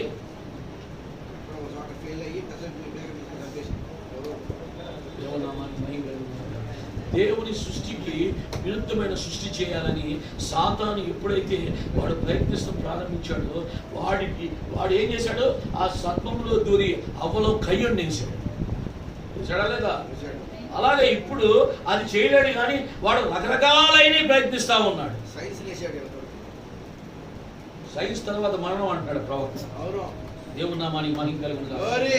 కనుక చూడండి, ఈ లాస్ ఏంజలస్ లో వచ్చి అవన్నీ చక్కగా ఆడుకుంటూ ఆడతా పాడుతా ఎంజాయ్ చేస్తూ వెళ్ళి వస్తూ ఉండే. దేవుని నామానికి మహిమ కలుగును గాక. దేవుని స్తుతిస్తా ఉండే, వస్తా ఉన్నాయి. ఎప్పుడైతే దేవుడు ఆ పైనుంచి ఒక తన్నుదన్నాడు కిందకి, ఈ భూమి మీదకి వచ్చి, ఇది దేవుడి సృష్టే కదా. ఎందుకంటే ఆది యందు దేవుడు భూమిని ఆకాశములను సృజించెను. కనుక ఏ పాడు చేయాలి? ఆకాశాన్ని పాడు చేయాలంటే ఏ విధంగా ఉన్నాడు? కెరూబులు, సెరూబులు, మికాయేలు, గాబ్రియేలు. దేవుని నామానికి మహిమ కలుగును గాక. బలము, అధికారము ఆయనే తన్నాడు భూమి మీదకి. అవునా? ఒక్క తనుదనగానే భూమి మీదకి వచ్చి పడింది. ఏం చేయాలో తెలియక భూమిని నాశనం చేసి పెట్టి. దేవుని నామానికి మహిమ కలుగును గాక. ఎందుకంటే అలా నాశనం చేయకపోతే నువ్వు నేను ఇలా వచ్చాడు అన్నారు. అర్థమైందా? కనుక చూడండి, ఎప్పుడైతే ఇలాగ చేసి నిరాకారము శూన్యముగాను అయిందో, చూడండి భూమి యాక్చువల్ గా ఆ గుండ్రంగా ఉంది కదా, ఉందా? ఇలా ఉందండి. ఇలా ఉన్న భూమిని అవి వచ్చి ఏం చేసి మొత్తం బ్లాస్ట్ చేసి పడేసి. బంగాళాఖాతము, అవునా, ఆర్కిటిక్ సముద్రం, అరేబియా సముద్రం, ఆ మధ్యలో ఇంకో సముద్రం, అలాగ మొత్తం చూడండి. మీరు బంగాళాఖాతాన్ని ఆవిరి చేసేయండి, పసిఫిక్ సముద్రాన్ని ఆవిరి చేసేయండి. భూమి మీద ఉన్న నీళ్ళన్నీ ఆవిరి చేస్తే ఎలా ఉంటుందండి భూమి? నిరాకారము, శూన్యము, ఏమీ లేదు దాంట్లో. నిరాకారము, శూన్యము, ఎందుకు పనికి రాకుండా అయింది. అయితే దేవుడు ఈ భూమి లోపల విత్తనాలు పెట్టున్నాడు. దేవుడు నామానికి మహిమ కలుగును. పెట్టాడు ఏ విత్తనాలు? విమోచింపబడిన విత్తనాల్ని. దేవుని నామానికి మహిమ కలుగును గాక. నేను మిగతా విత్తనాల గురించి మాట్లాడట్లా. బేలమైన విత్తనాలు కూడా వాడు వెనకాలే దేవుడు విత్తనాలు పెట్టగానే ఆడు విత్తనాలు వేస్తాడు. అర్థమవుతుందా? చాలా ఇంపార్టెంట్ సబ్జెక్ట్ ఇది. కనుక దేవుడి విత్తనాలు వేశాడు, వాడు కూడా వాడి విత్తనాలు చల్లేశాడు. ఏమున్నాయి ఇక్కడ? 2 రకములైన ఉన్నాయా లేదా? అయితే దేవుడు ఏం చేశాడు? ఈ 2 రకములైన విత్తనాల మీదకి ఇప్పుడు చదవండి. దేవుని నామానికి మహిమ కలుగును గాక. మత్తయి సువార్త 5వ అధ్యాయం 45వ వచనం.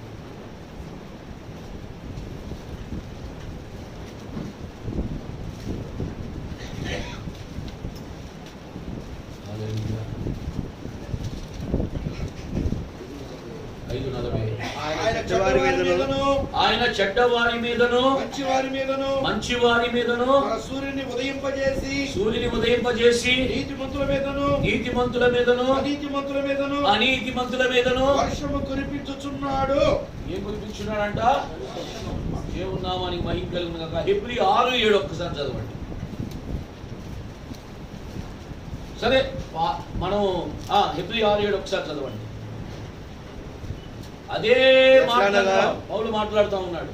ఎట్లనగా భూమి తన మీద తరచుగా కురియు వర్షము త్రాగి ఎవరి కొరకు వ్యవసాయం చేయబడినో వారికి అనుకూలమైన పైరును ఫలించును. దేవుని ఆశీర్వాదము పొందును. అయితే ముండ్ల తుప్పలు గచ్చ తీగలను దాని మీద పెరిగిన ఎడల అది పనికి రాదని విసర్జించబడి శాపము పొందదగినదును, తుదకది కాల్చివేయబడును. చాలండి. అంటే ఇప్పుడు ఆయన కావలసిన పళ్ళు వచ్చే విత్తనాల మీద, చెట్ల మీద కురిపిస్తున్నాడు, కాల్చివేయబడే వాడి మీద కురిపిస్తున్నాడు. ఆమేన్. పరిశుద్ధాత్మ వీళ్ళు పొందుకుంటున్నారు, వాళ్ళు పొందుకుంటున్నారు.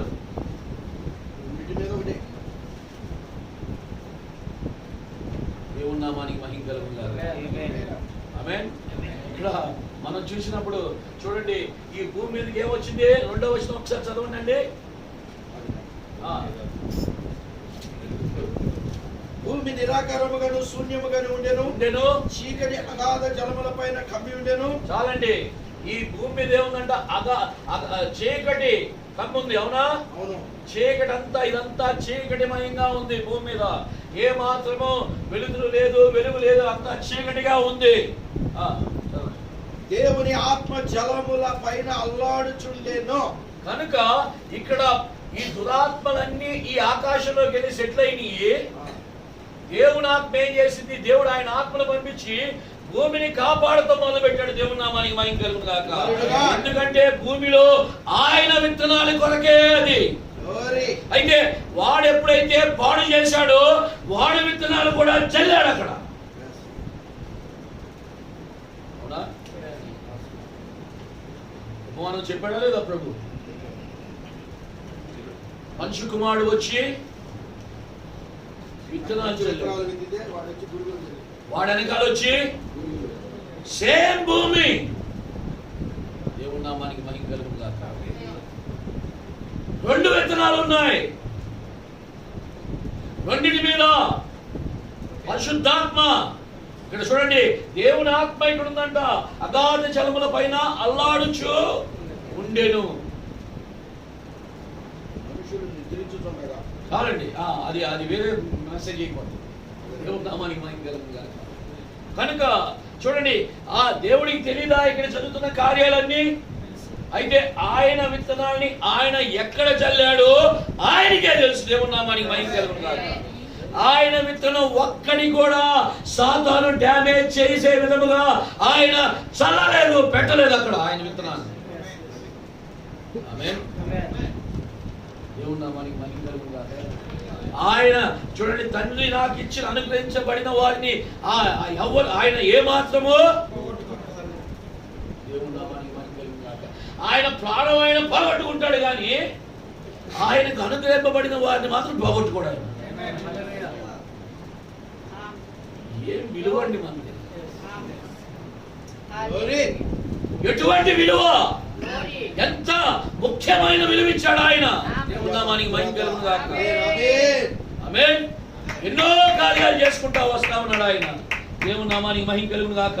ఇక్కడ ఈ కార్యం మనము చూసినప్పుడు ఆయన మంచివాడి మీదను చెడ్డవాడి మీదను వర్షం కురిపిస్తా ఉన్నాడు. అవునా? రెండు నీళ్లు తాగుతా ఉన్నాయి, రెండు ఆనందిస్తా ఉన్నాయి, రెండు మెసేజ్ వింటా ఉన్నాయి. క్షమించండి, మాట మాట్లాడుతున్నాను. ఎప్పుడైతే దేవుడు ఈ కాలపు మనిషి కుమారుని పంపించి వర్తమానం ఇచ్చి విత్తనాలు ఇచ్చి చల్లమన్నాడు, ఈ కాలం మనిషి కుమారుడు ఎవరండి? ఈ కాలపు ప్రవక్త. దేవుని నామానికి మహిమ కలుగును గాక. ఈ కాలపు మనిషి కుమారుని పంపించి, ఆ ప్రవక్తను పంపించి విత్తనాలు ఎండ్ టైమ్ మెసేజ్ అంటే చివరి కాల వర్తమానము అంటే spoken word is the original seed. పలుకుబడిన మాటయే మూల విత్తనం అని ఆ 1150 విత్తనాలు ప్రవక్త ద్వారా జల్లిస్తే దేవుడు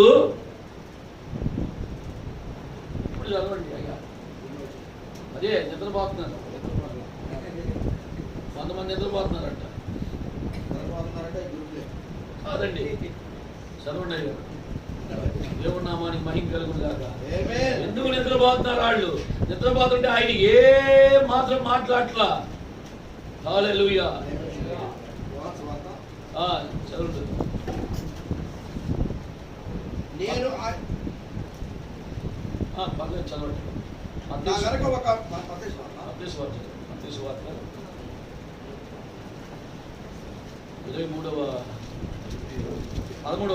పదమూడవ అధ్యాయం 27వ వచనం.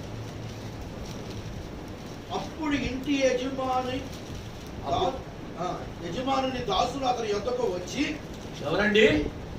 ఆ ఇంటి యజమానుని దాసులు అంటే దేవుడు దాసుడు. ఇక్కడ యజమాని మనిషి కుమారుని పంపించి విత్తనాలు చల్లించాడు. ఇన్విజిబుల్ గాడ్ ఆయన ఈ కాలపు దేవుడు అదృశ్యంగా ఉండి the son of God, the son of man, son of man లో ఉండి విత్తనాలు చల్లించాడు. అర్థమైందండి? కనుక ఎప్పుడైతే ఈ చివరి కాలమందు అంత్యకాల వర్తమానం అనే ఈ 1150 వర్తమానాలు చల్లబడ్డాయో వధువులు. ఆ తర్వాత చదవండి ఇప్పుడు 27వ వచనం. అప్పుడు ఇంటి యజమానుని దాసులు అంటే ఎవరు? 5 పరిచయంలో ఉన్నవాళ్ళు. చదవండి. అతని యొద్దకు వచ్చి అయ్యా నీవు నీ పొలములో మంచి విత్తనము విత్తితివి కదా. నువ్వు మంచి విత్తనాలే విత్తావు కదా అయ్యా. నీ పొలం ఇది. ఈ కాలపు చివరి కాల వర్తమాన సంఘము, ఈ చివరి కాల వర్తమానంలో ఇచ్చిన సంఘము మంచి సంఘముగా ఉండి మంచి మెసేజ్లే విత్తావు కదా అయ్యా. అందులో గురువులు ఎక్కడి నుంచి వచ్చినాయి అని అడిగారు యజమానుడిని. ప్రార్థన చేస్తా, ప్రభువా మా సంఘములో నీవు గొప్ప కార్యం చేశావు, నీ వాక్య విత్తనాలను ఇచ్చావు, నీ వాక్య విత్తనాలను చల్లావు అని ప్రార్థన చేస్తా ఉండి మధ్యలో ఏం జరిగిందంట? గురువులు వచ్చినాయి సడన్ గా. గురువులు రావడానికి ఈ మంచి విత్తనాలు చల్లిన తర్వాత జరిగే కార్యక్రమం మధ్యలో ఒక సంఘటన జరిగింది. అది దేవుడు చూస్తానే ఉన్నాడు. ఇది శత్రువు చేసిన పని అని అతడు వారితో చెప్పగా ఆ దాసులు మేము వెళ్ళి వాటిని పెరిగి కూర్చుంట నీకు ఇష్టమా అని అతను అడిగిరి.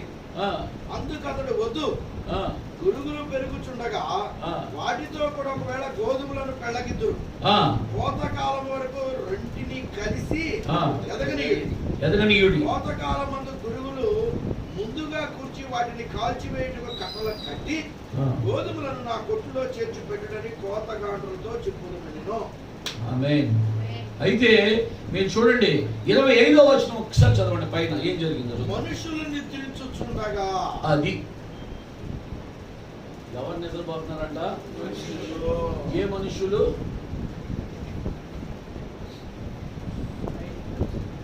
దేవుడు ఏ మనుషులనైతే ఆయన పనిలో పెట్టుకొని పరిచర్య చేయమంటున్నారు దేవుడు, ఆ మనుషులు మెలకుగా లేకుండా ఉండటం బట్టే అతని శత్రువు వచ్చి గోధుమల మధ్యన గురుగులు ఎత్తిపోయింది. అది ఇప్పుడు బాధ్యత ఎవరిది?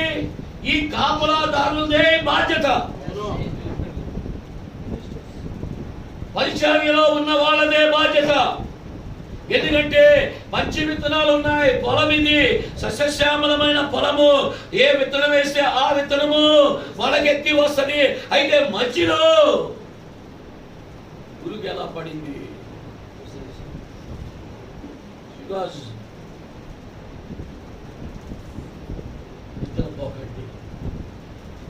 నిద్రపోయే సమయం కాదు ఇది.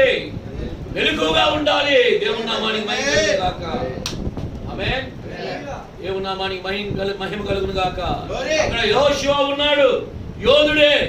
తెగులు వచ్చేసింది, చూస్తా ఉన్నాడు, ఏం చేయలేకపోతా ఉన్నాడు. ఫీనెహాసు లేచి వెళ్ళి ఏసి కొట్టాడు అంతే. దేవుని నామానికి మహిమ కలుగును గాక. మిగులని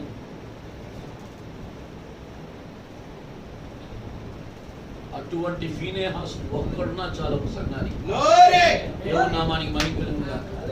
అటువంటి ఫీనెహాసు సంఘానికి ముందు ఏమి జరుగుద్ది అని వివేచించగలిగే ఒక్క ఫీనెహాసు ఉన్నా చాలు. దేవుని నామానికి మహిమ కలుగును గాక.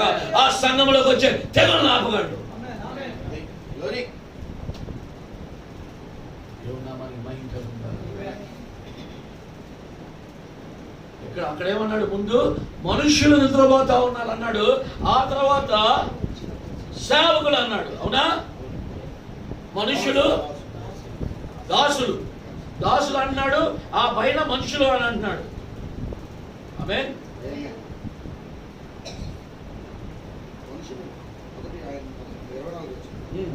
ఆయన మరొక వారితో చెప్పాను ఏమనగా, పరలోక రాజ్యము తన పొలములో మంచి విత్తనము విత్తిన ఒక మనుష్యుని పోలి ఉన్నది. మనుషులు నిద్రించుచుండగా అది అతని శత్రువు వచ్చి గోధుమల మధ్య గురుగులు విత్తిపోయింది. అది ఇక్కడ చూడండి. ఆ 28వ వచనములో ఆ యొక్క దాసులను ఆయన ఏమాత్రము బ్లేమ్ చేయట్లేదండి, ఏలెత్తి చూపించట్లేదు. ఇది శత్రువు చేసి ఆయన ఏమన్నాడు? అదే నాయనా, ఇది నీ పని కాదు, నువ్వు చేయలా. నా పరిచారకులు మీరు మీరు మీరు చేయట్లాగి మిమ్మల్ని నేనేమంటలా. అయితే కొంచెం మెలకుగా ఉండండి, మెలకుగా ఉండండి. జస్ట్ రిలాక్స్ గా ఉండకండి, కళ్ళు మూసుకొని ఉండకండి. ప్రతి విశ్వాసిని గమనించాల్సిన బాధ్యత మనకు ఉన్నది. దేవుని నామానికి మహిమ కలుగును గాక. ఎందుకంటే మనము వివేచింపబడకూడదు, కానీ ఇక్కడ కూడి ఉన్న ప్రతి ఒక్కరిని వివేచించగలగాలి. ఆమేన్. అక్కడేమన్నాడు? శత్రువు చేసిన పని. శత్రువు చేసింది ఏ మనిషి కాదా శత్రువు? అది ఏ శత్రువు అంటే ఆది ఘట సర్పము. ఆ శత్రువు చేసిన పని అక్కడ ఎలా చల్లాడో మళ్ళీ ఇక్కడ కూడా అలాగే చల్లుతా ఉన్నాడు. ఎలాగా? Differentiation of thought. వర్తమానముతో ఏకీభవించకుండా వర్తమానానికి భిన్నమైన బోధలు తీసుకొచ్చి, స్వబుద్ధి భిన్నమైన బోధ ఏదైతే ప్రవక్త ద్వారా ఇవ్వబడిందో ఆ ఇవ్వబడిన వర్తమానము సరిపోదనక దైవజనులారా, విశ్వాసులారా, మీరు గాని ఆదర మనిషి నిద్రపోతా ఉంటే ఆ శత్రువు ఏం చేస్తాడంటే భేదమైన విత్తనాన్ని తీసుకొచ్చి మీ మధ్యలో చల్లుతాడంతే. ఆ తర్వాత ఏడిసి ఉపయోగం ఉండదు. ఆమేన్. మొక్క విత్తనము మొలకైనప్పుడు ఆ మొలకేమైందంటే మొక్క అవుద్ది. ఆ మొక్కగా ఉన్నప్పుడు వంగకపోతే మానైన తర్వాత వంగలేదండి. నిజమేనా? మనం చిన్నప్పుడు చదువుకున్న అశోకుడు నాటించాడు, ఆ మొక్కలు నాటించాడు, విత్తనాలు నాటించాడు. అవి చెట్లు అయిన తర్వాత చూసిన వాళ్ళు చెట్లు నాటించాడు అనుకున్నాడు. వాళ్ళకి మైండ్ రెవల్యూషన్ లేక. కనుక ఎందుకు పనికిరావు? అవి ఎత్తు ఎదుగుతాయి, ఉపయోగం లేదు. ఒక్క ఆత్మఫలం ఉండదు. అవునా? ఆత్మఫలం అనగా ప్రేమ ఉండదు, సంతోషము ఉండదు, దయ ఉండదు. అవునా? దేవుని నామానికి 3 మెసేజ్లు అనుకుంటా, ఒక మెసేజ్ లో ప్రిపేర్ చేసుకుని వచ్చారు. దేవుని నామానికి మహిమ కలుగును. హల్లెలూయా. కనుక వాడు నిద్రపోతున్నప్పుడు దేవుడు ఏమాత్రమో వాళ్ళని ఏ ఒక్క మాట కూడా అనలేదు. వెళ్ళి సరే మరి విత్తనాలన్నీ సపరేట్ చేద్దాం, మరి ఆ యొక్క భేదమైన విత్తనాన్ని తీసి పక్కన పడతాను. No no no no no. పరిశుద్ధాత్మ కుమ్మరిస్తున్న వాడిని నేను, నీటిని కుమ్మరిస్తున్న వాడిని నేను, వర్షం ఇస్తున్న వాడిని నేను, సూర్యుడిని ప్రకాశింపజేస్తున్న వాడిని నేను, నీటిని సృష్టించిన వర్షాన్ని ఇచ్చేది నేను, సూర్యరశ్మి ఇచ్చేది నేనే. నువ్వెందుకు బిగుతావు? ఎదగనే, రెండింటిని ఎదగనే. ఎదిగిన తర్వాత నేను చూసుకుంటా. దేవుని నామానికి మహిమ కలుగును గాక. ఏమనమా ఎదగనే. విత్తనాలు ఎక్కడ పడి అంట? 10 మంది ఉన్నారు. యేసుప్రభు దగ్గరికి వచ్చారు. కుష్ఠోడు స్వస్థపరిచాడా లేదా? స్వస్థపరిచిన తర్వాత 9 మంది వెళ్ళిపోయారు. ఒక్కడొచ్చాడు. వాడెవడండి? అబ్బా చర్చి బయట ఉండు. నువ్వు చర్చిలోకి వస్తానికి ఏమాత్రము యోగ్యత లేదు. పరిసయ్యులము, సద్దుకైలము, శాస్త్రము, ఎంటైర్ మెసేజ్ బిలీవర్స్ మేము. ఎవడన్నా వచ్చాడంటే బంగారం వేసుకునే వాళ్ళని వచ్చారనుకోండి కొత్తగా, వాళ్ళని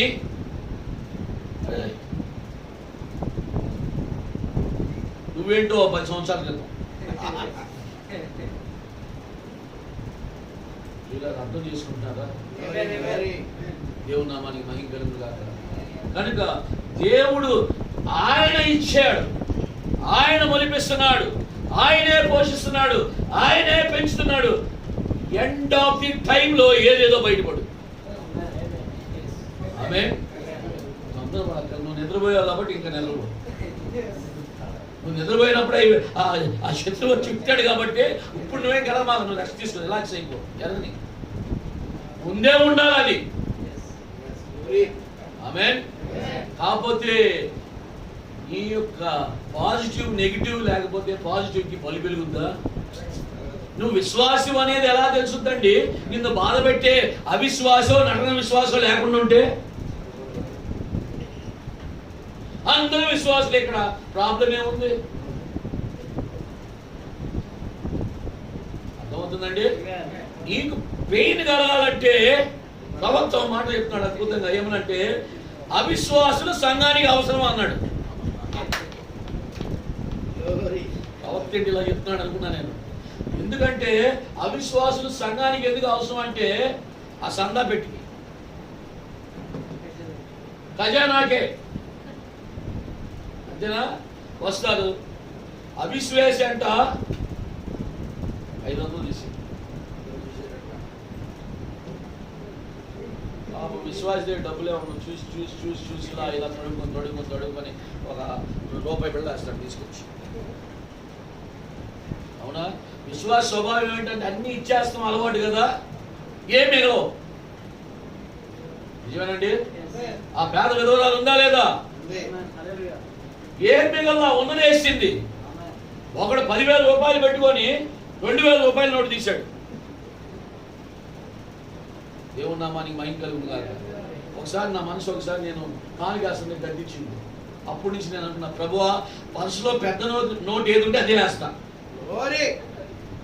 ఆమేన్. పర్సులో 2,000 నోటు ఉన్నప్పుడు 2,000 కూడా వేసింది ఉంది. దేవుని నామానికి మహిమ కలుగును గాక. పర్సులో 500 నోటు ఉంటే 500 నోటు వేసింది ఉంది. ఏది నీ జోబులో విలువైందో ఆ విలువైంది నువ్వు వేసినా నువ్వు ఆయన రుణాన్ని తీసుకోలేవు. ఎందుకంటే అది మొత్తం పర్సులో ఉన్న అన్ని ఇచ్చింది ఆయనే. ఆరోగ్యం ఇచ్చింది ఆయనే, నీకు ఇల్లు ఇచ్చింది ఆయనే, నీకు వస్త్రం ఇచ్చింది ఆయనే, నీకు ఆయుష్ ఇచ్చింది ఆయనే, నీకు బలం ఇచ్చింది ఆయనే. నీకు బుద్ధి లేక బీపీలు షుగర్లు తెచ్చుకుంటున్నావు. ఆయన ఇవ్వలా? నిజమేనా? దేవుని నామానికి మహిమ కలుగును గాక. ఆయన చేసినదేదియో నిరాకారముగాను శూన్యముగా చేయల.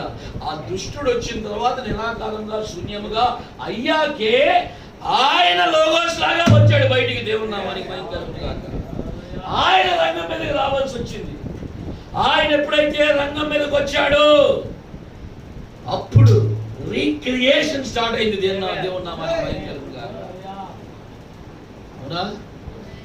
ఎప్పుడైతే స్టార్ట్ అయింది, అప్పుడు ఎప్పుడైతే రీక్రియేషన్ స్టార్ట్ చేశాడో ఆయన, మొదటి దినం అయింది, 2వ దినం అయింది, 3వ దినం అయింది, 4 అయింది, 5 అయింది, 6 అయింది. అంతా చాలా బాగున్నాయి, అన్ని బాగున్నాయి అనుకుంటా వచ్చి 6వ దినం రాగానే చాలా బాగుంది అనుకున్నాడు ఆయన. అనుకున్నాడు చాలా బాగున్నాడు. ఆదాము అవ్వలు ఆయన అనుకున్నాడు చాలా సంతోషిస్తాం, రీసులో చూస్తా ఉన్నాడు. ఆహా, పరలోకంలో నేను పాట పాడుతుంటే చెందావుగా, ఇప్పుడు ఆహా నీ పోలిక నీ రూపంలో చేసుకుని తన్మయత్వం చెందుతున్నావా? నా బుజ్జే, నా రాంబెడ్డే, నా అవ్వే, నా నానే అని ఎత్తుకొని వాడిస్తున్నావా? ఆహా, పడేస్తా.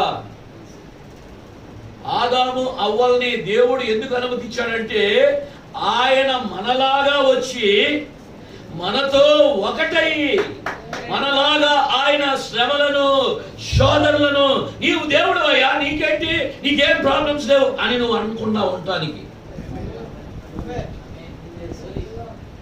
పాత నిబంధన మొత్తం ఇదే గొడవ. దేవుడు మాతో మాట్లాడితే ఎందుకు నువ్వు మాట్లాడు, మోషే ప్రవక్తలతో మాట్లాడు. అంటే మానవుడు ప్రవక్త మానవుడు కాబట్టి మానవుడికి మానవులు ఆ యొక్క సమాజం బాధలు తెలుసు కాబట్టి ఆయన ద్వారానే మాట్లాడించాడు. దేవుడు మాట్లాడితే వాళ్ళకి అర్థం కాల. అయితే దేవుడు ఏం చేశాడంటే ఆయనే దిగొచ్చేసాడు మనకు. ఆయనే, ఎందుకంటే ఆయన రావాలి, ఆయన వచ్చి ఆ మనిషి కుమారుని పరిచర్య ఆయన చేయాలి 2000 సంవత్సరాల క్రితం. ఇదిగో లోక పాపములను మోసుకొని పోవు దేవుని గొర్రె పిల్ల వచ్చాడు, రక్తం చిందించాడు, అడ్వాన్స్ చెల్లించేశాడు, రాన్సమ్ మొత్తం చెల్లించేశాడు. దేవుని నామానికి మహిమ కలుగును గాక. అడ్వాన్స్ గా పరిశుద్ధాత్మ ఇచ్చాడు. ఏమిచ్చాడు? అడ్వాన్స్ గా ఇచ్చాడు. ఇక్కడ ఫుల్నెస్ ఆఫ్ ది స్పిరిట్, దేవుని ఆత్మ భూమి మీద అల్లాడుచూ ఉన్నది. అయితే ఇప్పుడు అడ్వాన్స్ ఇచ్చాడు. దేవుని నామానికి మహిమ కలుగును గాక. ఏమిచ్చాడండి? అడ్వాన్స్. జాడి మొత్తం పచ్చడేవలా చేట్లో వేసాడు. పోరాడుతుంటే కొద్ది పుచ్చుడు. ఈ కొద్దిగా నాకి దాంట్లో ఏమేం కావాలో చెప్తావే. మరి ఈ కొద్దిగా అడ్వాన్స్ నాకినప్పుడు నీలో ఏం కావాలో ఆయన కోరుకోడా? కోరుకుంటాడా లేదా? ఆయన ఆత్మ నీకు ఇవ్వాలి అంటే నిన్ను నమ్మాలిగా. నిన్ను నమ్మాలా లేదా? ప్రవక్త అంటున్నాడు అది వర్తమానంలో, నీతికరణ చేశావు, సరి అయిన పశ్చాత్తాపం కావాలి, సరి అయిన మారు మనసు కావాలి, సరైన శుద్ధీకరణ కావాలి. అప్పుడే ఆయన నిన్ను నమ్ముతాడు. అప్పుడు ఆయన పరిశుద్ధాత్మ అను వరమును, ఆమేన్, పరిశుద్ధాత్మను ఎప్పుడైతే ఆయన నీకు ఇస్తాడో ఇప్పుడు మెసేజ్ స్టార్ట్ అయ్యింది.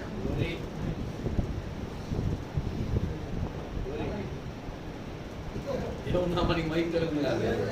వాచ్ కనబట్ల మీ చర్చిలో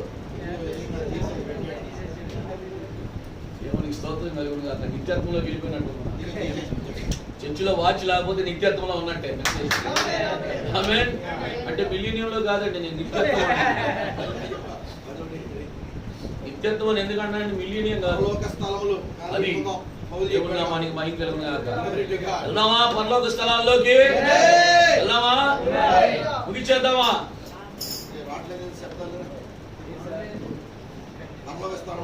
దేవుని నామానికి మహిమ కలుగును గాక. హల్లెలూయా. దేవుడు ఆయన పరిశుద్ధాత్మని ఇచ్చినప్పుడు ఆ పాత నిబంధన గ్రంథంలో ఆ పరిశుద్ధాత్మకి సూచన ఏంటంటే దేవుడు మిమ్మల్ని దీవించును గాక. ఆమేన్. సున్నతంటే ఏంటో తెలిసిన? లాగి కొయ్యటం. దయచేసి క్షమించండి, నేను ఎక్స్ప్రెషన్ చెప్పాను. సాయిబు గారు చేసే పని అదే. ఆ రోజుల్లో ఆ పలిసే రెడ్డి సర్దుగారు ఆ యాజకులు, ప్రధాన యాజకుడు కూడా చేసే పని అదే. ప్రధాన యాజకులు యాజకత్వం చేస్తారు, సాఫ్ట్ గా ఉంటారు అనుకోకండి, పేక్ కొడగొయ్యగలరు వాళ్ళు. పాస్టర్లు ఎంతసేపు మేము సైలెంట్ గా, మేమేం చేసినా సైలెంట్ గా ఉంటారు, మేమేమన్నా సేవకులు ఏం మాట్లాడరు, వాళ్ళు మాకు మాదిరిగా ఉండాలి, పేక్ కూడా కొయ్యాలంటే కోస్తారు. ఎందుకంటే నువ్వు సరి అయిన అర్పణ అవుతావని దేవుడికి అర్థమైందంటే. గొర్రెని కోసేది ఎందుకంటే దేవుడికి అర్పించేదానికి. అప్పుడు దేవుడు ఆ మంచి సువాసనగా ఆగ్రహిస్తాడు నీ యొక్క భక్తి జీవితాన్ని. దేవుని నామానికి మహిమ కలుగును గాక. అంటే నిన్ను కొట్టాలి, అవునా? దేవుని గొర్రె పిల్లని దేవుడు ఏం చేశాడంటే ఆయనను నలుగొట్టుట, నిన్నుగా నలుగొడితే గారు ఎందుకు వస్తున్నామో మేము ఎక్కడికి, ఎప్పుడు వచ్చినా తిట్టి పంపిస్తాడు. నిమ్ముని నలుగొట్టుట ఆయన యాజకుడిగా పెట్టాడు ఇక్కడ. ఆమె నిజమేనా? ఒప్పుకుంటారా? నలగొట్టబడండి. ఆయన నలగొట్టుట దేవునికి ఇష్టం. దేవుని నామానికి మహిమ కలుగును గాక. ఎప్పుడైతే నలగొట్టబడ్డారో చూడండి, సున్నతి చేసి ఎప్పుడైతే ఆ సున్నతి చేసినప్పుడు అంట వాళ్ళకి 3 రోజులు జ్వరం వచ్చేస్తుంది, ఒళ్ళంతా నలగొట్టినట్టు. ఏది ఒక్క చిన్న భాగం కట్ చేస్తే ఒళ్ళంతా పులిసిపోదు. ఏంటో అది మరి అర్థం కాదు. నిన్నేమి టచ్ చేయలా, వాక్యంలో వచ్చి నీ హృదయంలో ఒక్క గట్టి దెబ్బ సుత్తి, నా మాట సుత్తి వంటిది కాదా, నడలేదా? కనుక ఎప్పుడైతే సుత్తి పెట్టి ఒక్క సమ్మిడి పెట్టి వేసాడో లేదో హృదయానికి తగలదని ఒళ్ళంతా నొప్పులు వచ్చేస్తుంది. మా ఇంటికి నొప్పి వచ్చేస్తుంది.